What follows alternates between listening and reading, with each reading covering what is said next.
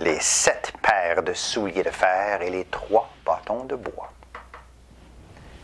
Il est bon de vous dire ce beau conte que voici. C'était un hiver froid, très froid. 3 sœurs allaient toujours chercher du bois. Et voici qu'elles se sont trouvées plus loin de chez elles que d'habitude, tout près d'une montagne. C'est là qu'elles durent prendre le bois pour le chauffage. Elles n'avaient pas de choix. Il y avait plus de bois par là que partout ailleurs. La montagne en question s'appelait le mont Enclume, en raison de sa forme comme une enclume de forgeron. Dans sa forge, le forgeron frappe son fer tout chaud avec son marteau sur le plat de l'enclume. Pareillement, le mont était plat sur le sommet au lieu d'être pointu. Toujours est-il, personne du village n'allait autour ou sur ce mont. Jour après jour, les 3 sœurs sont retournées au mont pour y chercher d'autres bois pour se réchauffer à la maison. Tous les jours, la plus jeune des sœurs, Cathérie, entendait une voix qui lui disait « Cathérie, monte plus haut ». Elle était surprise que c'était seulement elle qui entendait la voix. Avec le temps, Cathérie s'habitua à la voix. Un jour, juste au début du printemps, quand il faisait encore froid, et tout comme elles avaient terminé leur école de bois, Cathérie dit à ses sœurs « Montons plus haut ». Mais ses sœurs ne voulurent pas. Alors Cathérie embrassa ses sœurs et monta la montagne en disant « Il faut que je sache ce que veut cette voix. » Cathérie montait, plus haut, et la voix toujours lui disait « Cathérie, monte plus haut ». En plein midi, Cathérie arriva au sommet de la montagne. Elle voyait un château en ruine, et dans les ruines, un jardinier qui jardinait dans un jardin et qui lui dit « Cathérie, te voilà ». Il l'amena plus loin dans les ruines, où il y avait une grande salle. Et dans la salle, Cathérie remarqua un trône, et sur le trône, un jeune homme avec une couronne. Tout autour, il y avait des chevaliers et des dames. Cependant, personne ne bougeait. Le jeune homme avec la couronne était une statue de pierre. Pareillement, pour les chevaliers et les dames. Tous étaient des statues de pierre. Le jardinier lui dit « Tu vois ces statues, et parmi elles, celui-là qui est sur le trône, c'est le fils du roi. Tu devras l'épouser, mais il est mort à la vie maintenant. Tu dois lui redonner vie. Sinon, toi-même, tu seras changé en statue de pierre pendant 100 fois 100 ans. Si tu réussis, le château, les chevaliers et les dames reviendront à la vie, et le fils du roi aussi, et tu pourras vivre ici. Tous les trésors ici seront à toi, et le fils du roi t'épousera. Prends ce sac. Ouvre-le. » Et Cathérie prit le sac et l'ouvrit.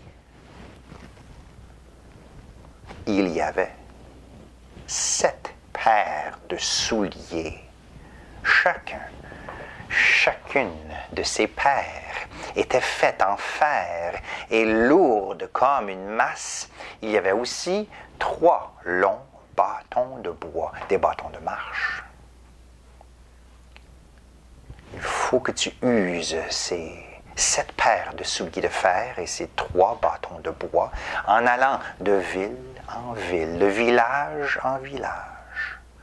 Tu passeras où tu voudras mais tu ne retourneras ici qu'après avoir usé ces 7 paires de souliers de fer et ces 3 bâtons de bois à force d'avoir marché et voyagé par le monde. Voilà ce que tu devras faire. Alors, Kateri mit une paire de souliers de fer, en apportant les autres avec elle, dans le sac, prit les bâtons de bois. Elle marcha, longtemps, très longtemps. Au bout de 3 fois 10 jours, Kateri arriva devant une cabane, tout au fond d'une forêt, juste comme la lumière du jour partait. Toc, toc, toc. Qui est là? Je suis une pauvre petite fille qui cherche un abri pour la nuit. Un vieillard, avec une barbe blanche, lui ouvrit et dit: Entre, ma pauvre petite fille. Où vas-tu comme ça? Je voyage par le monde pour user 7 paires de souliers de fer et 3 bâtons de bois. Et Kateri lui dit toute son histoire, l'histoire que vous connaissez maintenant. Le vieillard lui donna l'écurie pour y dormir la nuit, et au petit matin, lui donna à manger en disant: Voici une poire magique. Elle peut jouer une musique merveilleuse si tu lui dis: Poire, poire, ne m'oublie pas. Et aussitôt apparaîtra en vision le château sur le mont Enclume où se trouve le fils du roi en statue de pierre. Kateri remercia le vieillard, prit la poire et continua son chemin. Au bout encore de 3 fois 10 jours, Kateri arriva devant une cabane dans une grande plaine canadienne, juste comme la lumière du jour partait. Toc, toc, toc. Qui est là?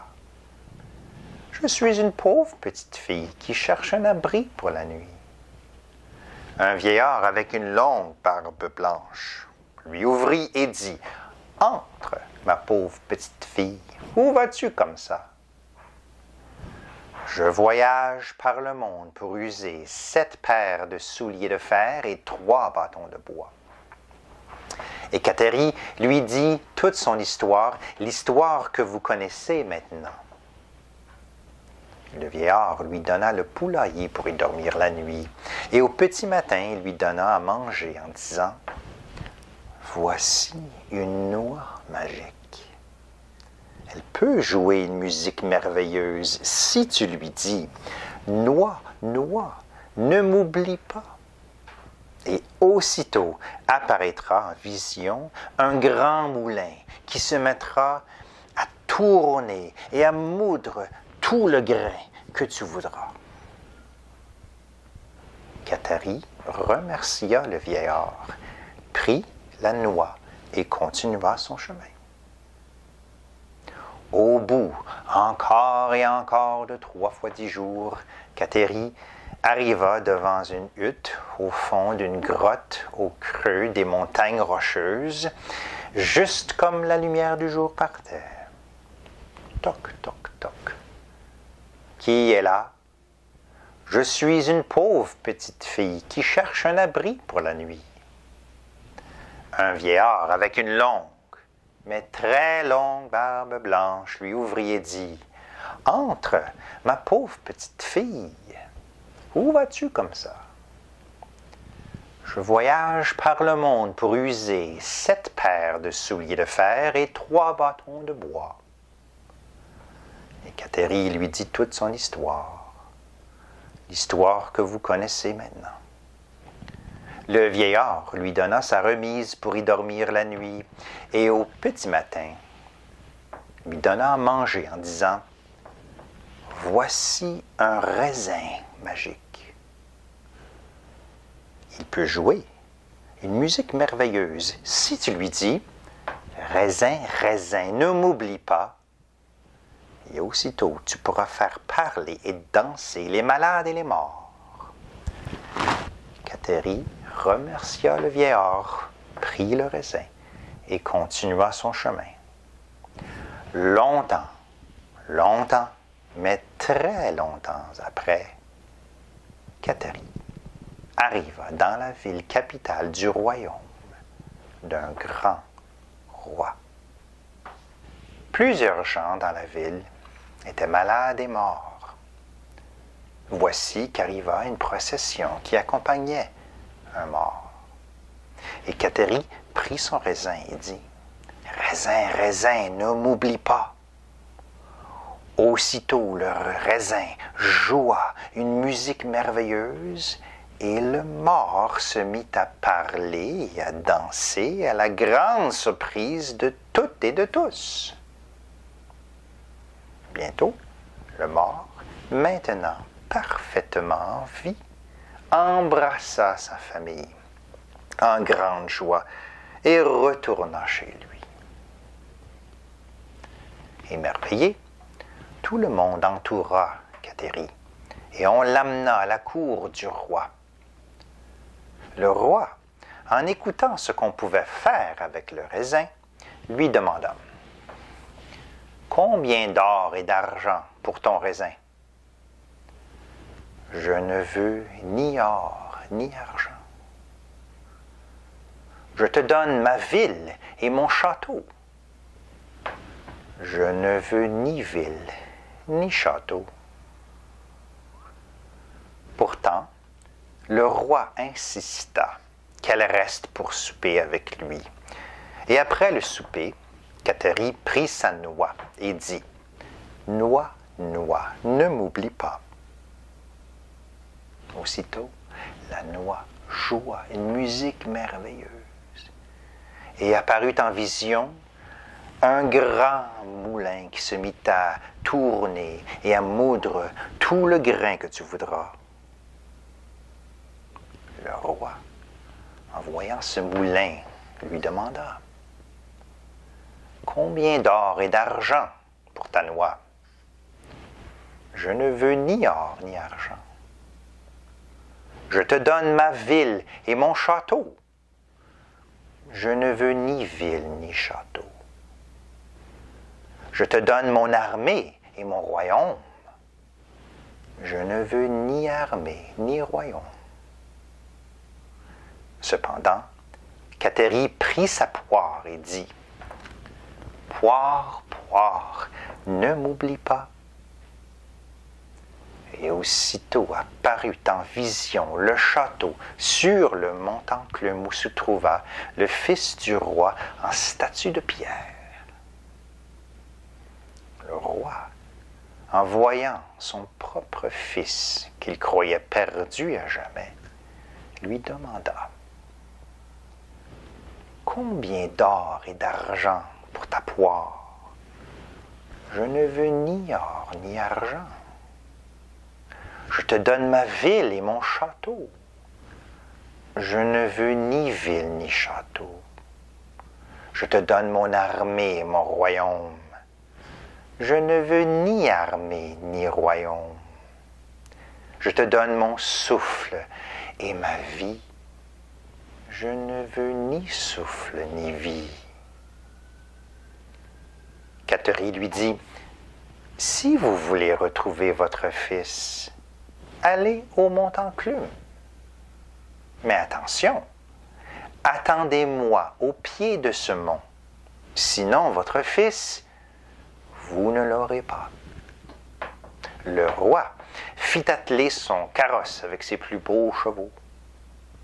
Il arriva au montanclume 7 jours plus tard, mais attendit le temps qu'il fallait pour Kateri. Elle marcha, marcha, marcha, et y arriva un mois plus tard, au petit matin, tout en voyant que ses 7 souliers de fer et ses 3 bâtons de bois étaient maintenant complètement usés. Au pied de la montagne, Elle rencontra le roi et lui dit d'attendre encore un peu. En plein midi, Catherine arriva au sommet de la montagne et déposa ses souliers et ses bâtons usés.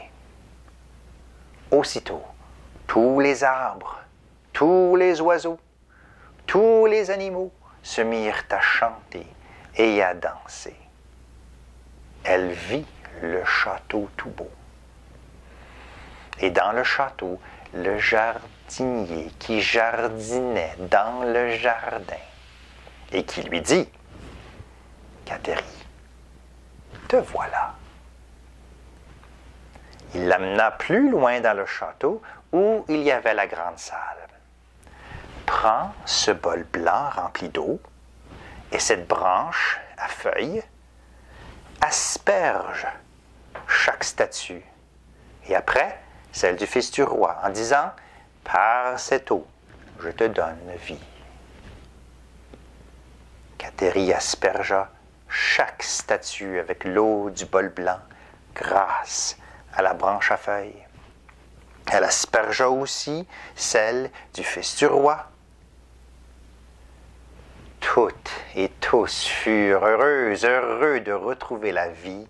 Catherine alla chercher le roi et bientôt, il embrassa son fils sur son cœur et dit « Cette fille a voyagé par le monde pour toi, mon fils. Elle sera ta compagne si tu le veux bien. » Le fils du roi ne demandait pas mieux, puisqu'elle était tellement bonne et tellement belle. Alors, le mariage se fit le jour même, avec une musique des plus belles qui soit, puisque c'était la poire, la noix et le raisin qui jouaient sans fin. Mais cette musique, on l'entend encore à ce jour en s'approchant du Montenclume. Je puis vous le dire sans mentir, puisque moi j'y suis allé. Et c'est là que j'ai entendu ce beau conte.